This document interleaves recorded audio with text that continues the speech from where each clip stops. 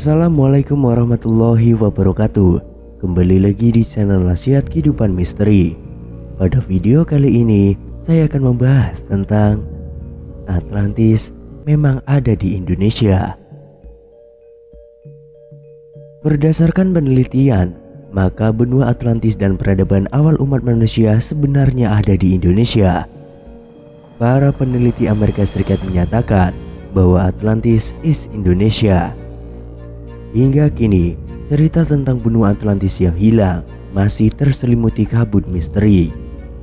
Sebagian orang menganggap Atlantis cuma dongeng belaka, meski tak kurang 5.000 buku soal Atlantis telah ditulis oleh para pakar.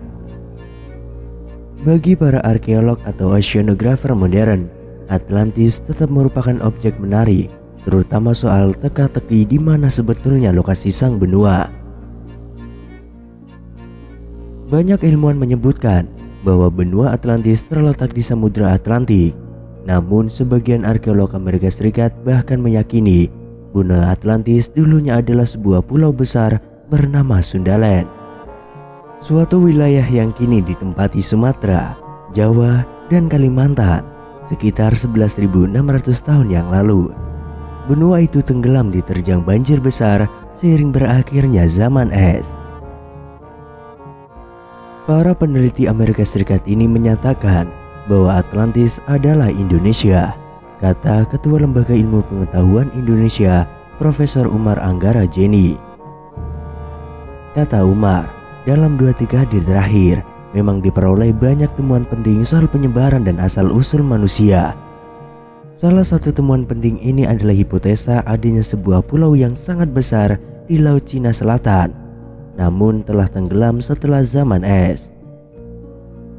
Hipotesa itu, kata Umar, berdasarkan pada kajian ilmiah seiring mutakhirnya ilmu pengetahuan tentang arkeologi molekuler.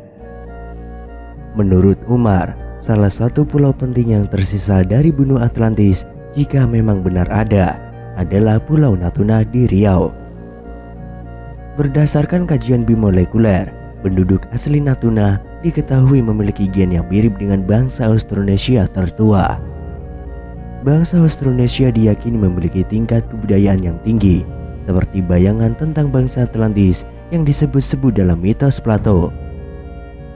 Ketika zaman es berakhir, yang ditandai tenggelamnya benua Atlantis, bangsa Austronesia menyebar ke berbagai penjuru. Mereka lalu menciptakan keragaman budaya dan bahasa pada masyarakat lokal yang disinggahinya dalam tempo cepat, yakni pada 3.500 sampai 5.000 tahun yang lalu. Kini, rumpun Austronesia menepati separuh muka bumi.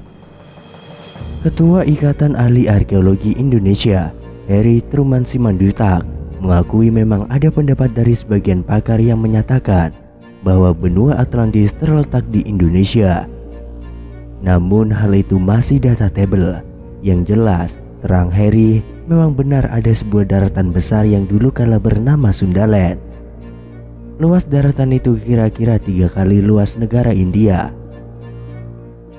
Daratan itu hilang dan kini tinggal Sumatera, Jawa, atau Kalimantan, terang Heri. Menurut dia, sah-sah saja para ilmuwan mengatakan bahwa wilayah yang tenggelam itu adalah benua Atlantis yang hilang. Meski itu masih menjadi perdebatan.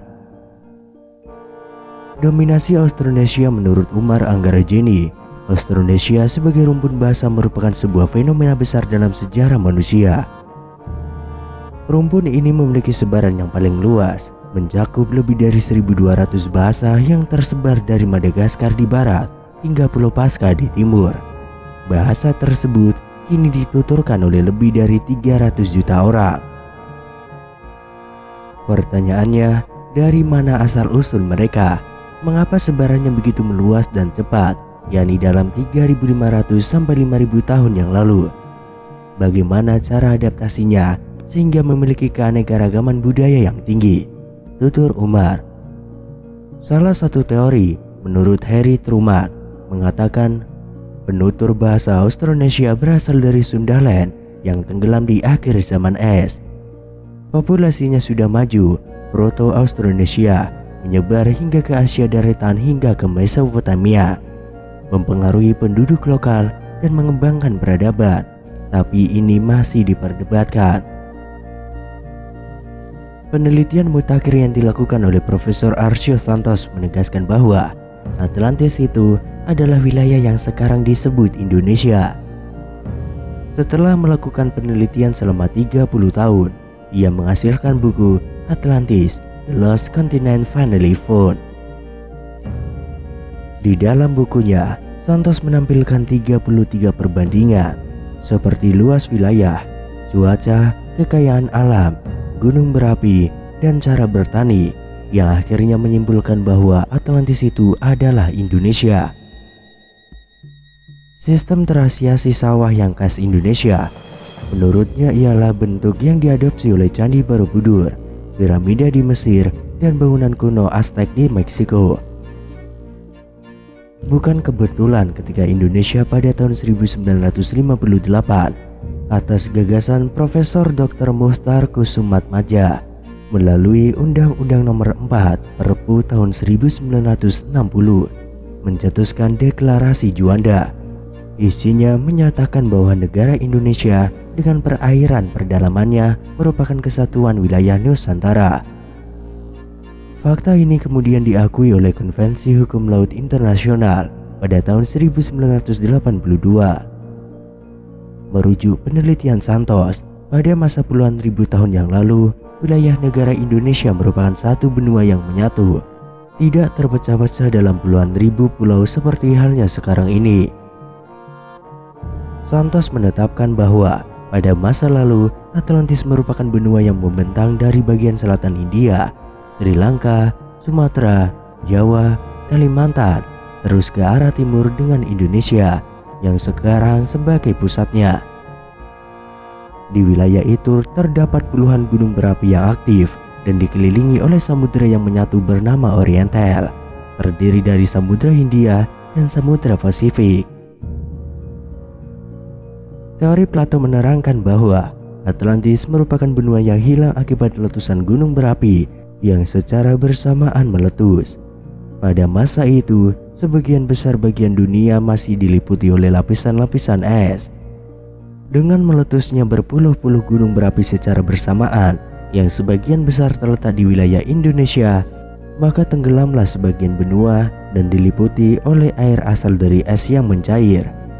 Di antaranya Gunung Meru di India Selatan, Gunung Semeru, Semeru atau Mahameru di Jawa Timur, lalu letusan gunung berapi di Sumatera yang membentuk Danau Toba, dan Pulau Samosir yang merupakan puncak gunung meletusnya pada saat itu. Letusan yang paling dahsyat di kemudian hari adalah Gunung Krakatau atau Krakatoa yang memecah bagian Sumatera dan Jawa dan lain-lainnya serta membentuk Selat Daratan Sunda.